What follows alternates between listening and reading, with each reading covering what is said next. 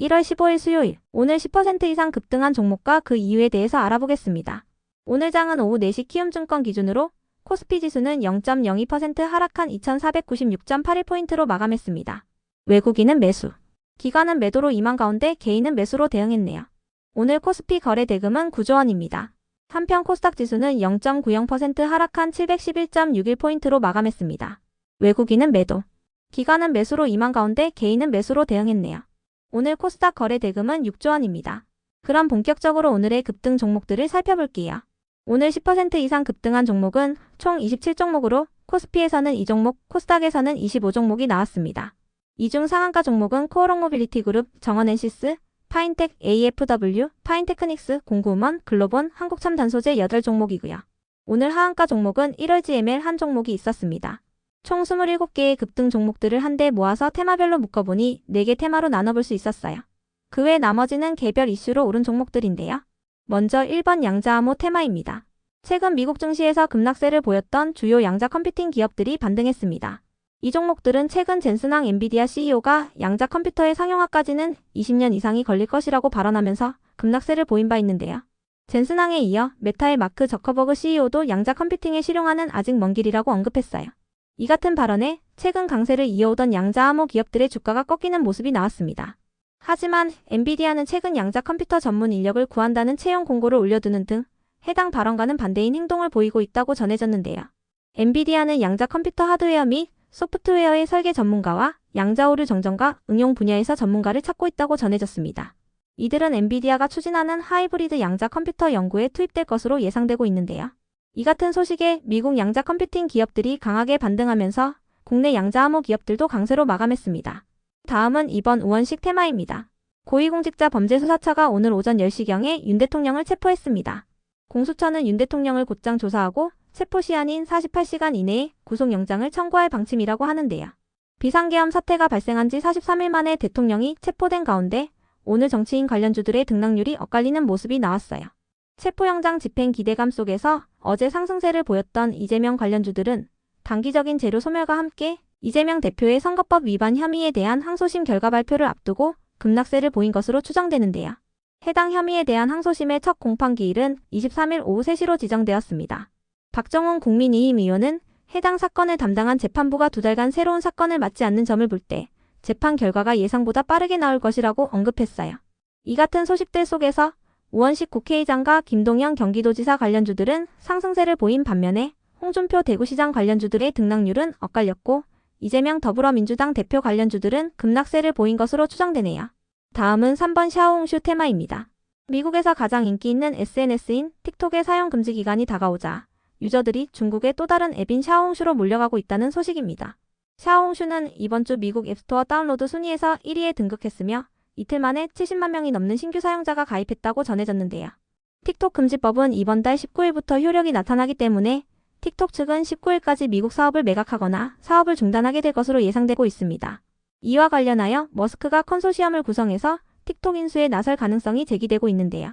이 같은 소식들 속에서 샤오홍슈를 통해 국내 브랜드를 유통 중인 청담글로벌과 샤오홍슈에서 마케팅을 전개하고 있는 공구음원 및 레뷰코퍼레이션이 시장에서 부각되었습니다. 다음은 4번 전력 테마입니다.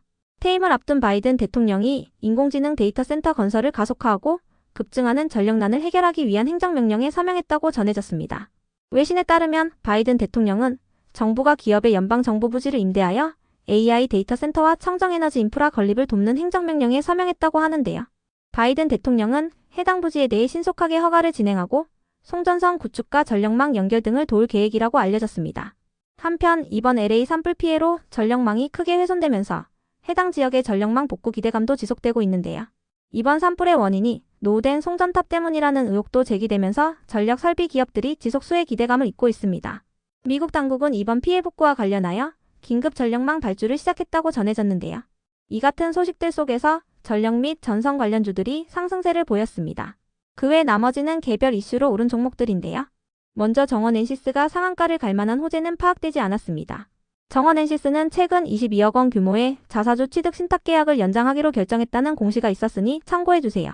이어서 AFW는 테슬라가 신차 출시를 앞둔 가운데 국내 업체들이 2차 전지 소재를 공급한다는 소식이 나오면서 강세를 보였다고 알려졌습니다. 업계에 따르면 테슬라가 출시할 신형 모델에는 소재 조성을 바꾼 2170 원통형 배터리가 탑재될 예정인데요. 여기에는 국내 업체인 LNF가 양극재를 맡고 대주전자 재료가 음극재 공급을 맡을 예정이라고 전해졌습니다. 다만 오늘 대부분의 2차전지 기업들은 어제 테슬라가 하락세로 마감하면서 함께 하락세를 보였는데요. 어제 테슬라가 하락 마감한 이유에 대해서는 네덜란드 연기금인 ABP가 테슬라의 주식을 전량 매도했다는 소식 때문으로 해석되고 있습니다. ABP는 유럽 최대의 연기금이라고 불리는데요. 과거 테슬라가 머스크에게 스톡옵션을 지급하기로 한 안건에 대해 법적인 공방을 벌일 때부터 테슬라와 반대 입장을 고수해온 것으로 알려져 있습니다. ABP 측은 책임 있는 투자 요건 등을 고려하여 테슬라 주식을 매각하기로 결정했다고 밝혔는데요. 테슬라 공장의 근무 환경이 열악하다고 판단한 점도 매도 이유로 꼽히고 있습니다. 한편 글로본과 NFC의 급등 이유는 파악되지 않았습니다. 이어서 K풀을 비롯한 조선 및 조선기자재 기업들이 상승했습니다. 트럼프 2기 정부의 출범으로 국내 조선업계가 수혜를 입을 것이라는 기대감이 지속되는 모습인데요. 미국 정부는 중국이 조선시장과 해운시장을 장악하기 위해 불공정한 수단을 동원했다고 결론 내린 것으로 전해졌습니다.